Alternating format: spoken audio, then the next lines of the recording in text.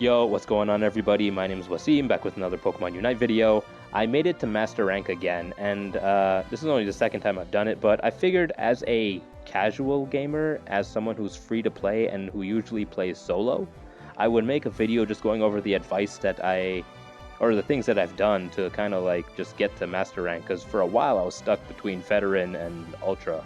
So I think I'm gonna load into some quick matches. I'm not gonna do anything too stressful. I actually tried to record this already while being in a ranked and a standard match, and the rage just gets to you. So just sit back, listen to the advice, and give this video a like and subscribe, and let's get into it. Alright, so I'm gonna try to keep this advice as no bullshit as possible. So the first piece of advice is the most important one, but actually it's the one that you can't even really control, and it's to get ranked up with a good team. So I know that sucks, but you can take all the advice that I give in this video and apply it to yourself. If you get ranked up with 4 idiots on your team, you're not gonna win.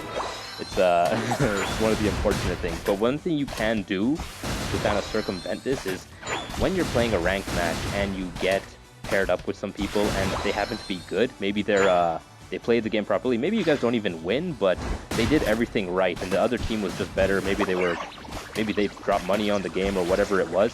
Add that person as a friend, and be a little bit stingy with who you add as a friend. Try to only add people that were good and played a certain way.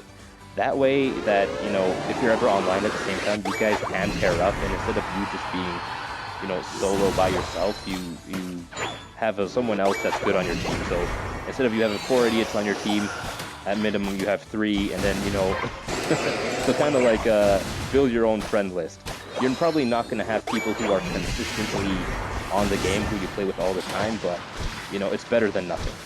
So that's the first piece of advice I would give you. Be stingy with who you add as friends. If someone tries to add you and you know they were trash in the game, block them immediately. Or not, whatever.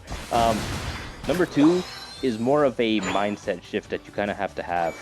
And I'm going to tell a little story. I usually don't jump on the microphone in this game because I feel like it's wasting my breath the whole time, but one time I did, and I played with this guy, and our team was destroying the other team.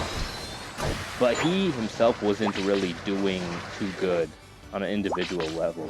So usually when Rayquaza is about to appear, I give a warning. I usually tell people, I'm like, yo, 30 seconds till Rayquaza gets here. Everybody run back to the base and heal up if you have to. Don't do anything stupid. Let's all be alive and meet in the middle so we can, it's almost like putting the finishing touches on the match. But this guy, he was angry the whole time that he wasn't really scoring. He was killing some people, he was getting assists, but he didn't score much.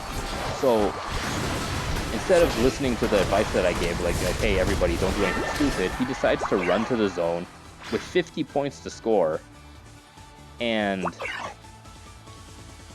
goes there. 2 other of the teammates follow him, so 3 of them were there. They get jumped in the other team's zone, and then Rayquaza appears. It's me and one other dude.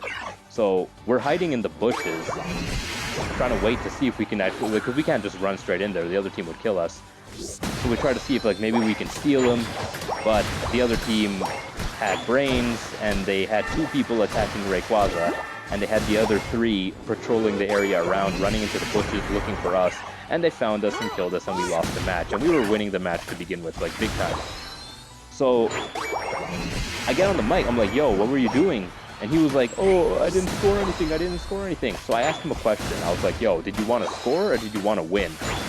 And I assume he turned off his mic at that point because he didn't really have anything else to say. I didn't hear from him again. So that's the kind of mindset you have to have. Put the team first, right? Don't worry about this like personal glory.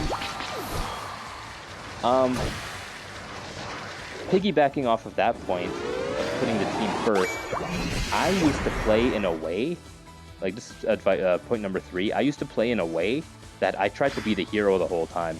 And I was picking characters like Greninja and Cinderace, who are good characters to play, but I was always like trying to be in the middle of all the fighting, and trying to like get the one-on-ones and even the one-on-twos, like trying to take down 2 people at the same time, kind of for my own, again, personal ego, like just to satisfy my ego, I can kill 2 people at once.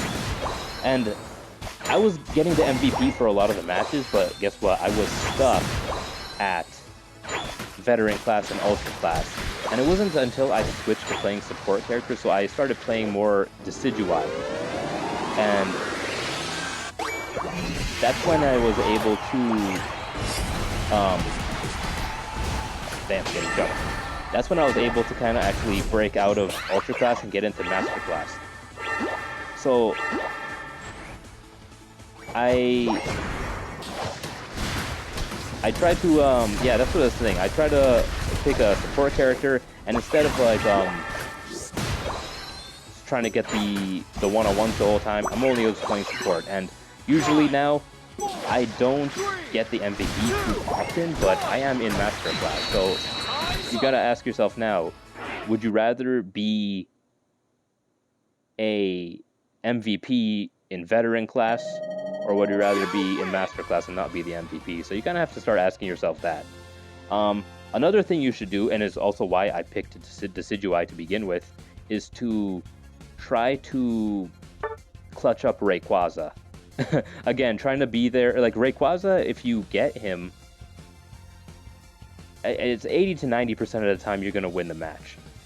And that's from my own perspective. So you don't win it all the time. I've been in matches myself where we got Rayquaza and we lost, and I've been in matches where we didn't get Rayquaza and we still won. So, but it does make it easier. So I started playing more of a support character, and I was like, okay, you know what? Decidueye would be good for the middle if we're attacking it, or even if like my whole team is dead and I save my Unite move, I can go into the center and just use it on Rayquaza and try to maybe sneak out a win there. So that's what I started doing. So that's actually worked out pretty well. I've stolen Rayquaza a bunch, so it helped put my team in the lead and get out with the win. So that's another piece of advice. Alright, the next piece of advice is to max out your emblems and your held items. This one's a given, but you know, as a free-to-play player, you're gonna have to be patient with it because you're not dropping money in the game. You're gonna have to take it as a day at a time, damn. But yeah, it's gonna take a while. So it wasn't really until, I don't know, like maybe almost close to a year of playing the game where I've actually now have my items maxed out. And I actually made a mistake because I saved up a bunch of the AO tickets and I didn't, like, I went in and just bought every single item that I could with the AO tickets that I had saved up, when in fact I should have just studied a character, watched some YouTube videos on them, see what the pros are doing, and get the items for that character, and then max out those. Get held items and max out those characters' items. So that's what I should have done instead. Yeah, so it took me a little bit longer to get to that point where I had everything maxed out. So be patient and try to max out your items, your emblems, and always pick like right now I have X speed, like my held, no, it's not a held item, it's a battle item.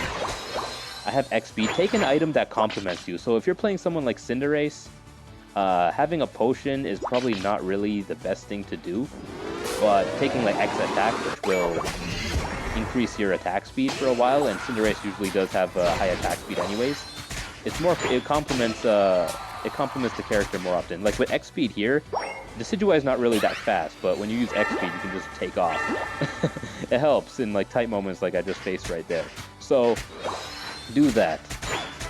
Now, the next piece of advice is pick a lane when you're fighting and stick to it. Like so many times, like we've lost matches because someone just abandoned their lane. And don't abandon your teammates either. Don't abandon your teammates either, man, because you just it's a collapse in your formations. Like your top lane collapses or your bottom lane collapses, whoever, and then that lane usually just gets wiped out. And then when that lane is wiped out, the other team is just gonna make their way down to the bottom to help destroy every other zone. So at least do your best to keep them busy and keep them occupied. So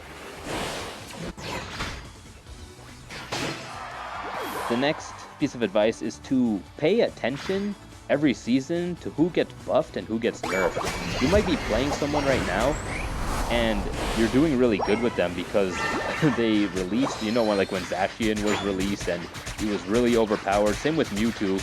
But then after a while, the developers usually correct this, and those players become a little bit more manageable, and you realize that you weren't that good of a player.